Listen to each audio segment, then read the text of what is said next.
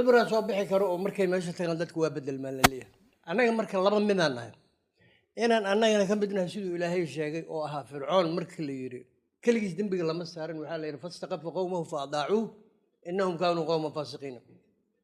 dadkii madaxdii iyo annagii waxaynoo dhanba inaan iska wada adeecno dulmiga ku raacnay annagana faasiqiintina ila lagaa reebi maa berri madaxdii axmed keliya shacabka laga yeeli maa mugta inaan noocaas nahay iyo inaan xaasidiin nahay aan qabala nahay because xaasidnimada dhibay kantaa ninkii waxaa jirtay qasiira idiin sheegay xujaaj bin yuusuf webiga intuu ku dhacay isagoo dabaalanayo nin dhalinyaraha inta boodu markuu biyihii 2 jeer ka baday webiga furaad inta boodu ka soo bixi markaas odayaasha ku qayliyeen markaas inaan xujaaj oo maanta naga dhima lahaa oo ilaahayna dhaafsi maxaa noogu soo bixisay wiilka inta qoslo yiri waxaan diidanaayo waxaan maqlo yiri xadiis nabiga uu leeyahay ninka biyaha ku dhintay shahiid waayo marka xujaaj inuu shahiid noqdo u diidanaayo annaga markii inaan xaasidiintaas nahay oo ninkii qalad ku socda aan qabalaanahay koodhe iyo inaan nahay faasiqiinta labada mid ay noqonaysaa xaqiiqadu waxaa fiican kartaada inaan qaadato midda kale waxaan qabaa aniga marka halka waxaan ka dhigaynaa inaan horta intay istaagno ama aan wax qabanno oo xaasidnimada aan iska reebno wax fiican waayo oo aan la soo istaagna aan xasan oo xasankaan shala naqiinay noqo oo halkaan la soo istaag waa qodobka labaad wuxuu noqonayaa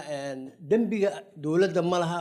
dowladdan oo executive-ka qaybta ah dembi ay leedahay male maba la gaarin garsoor iyo wax la dhisay ma jiraan qaladka ugu weyn ee waddankan ka dhacaya wax iskale waxa waa hay-addan legislative-ka waa baarlamaanka waa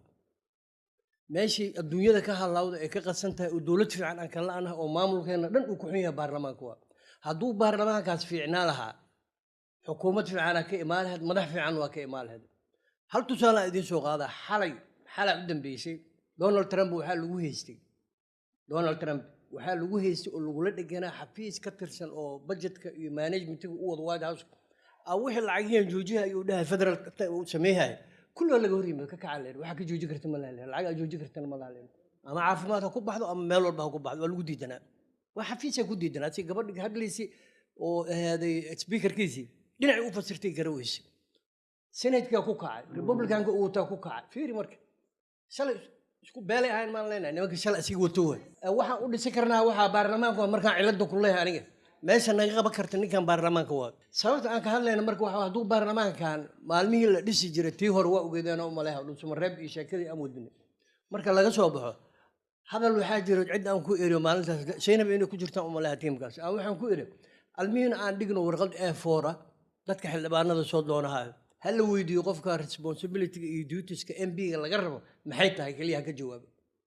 ninaan intaas fahamsanayn shaqada uu doonaha waxa laga rabo ilaa hadda aan fahmin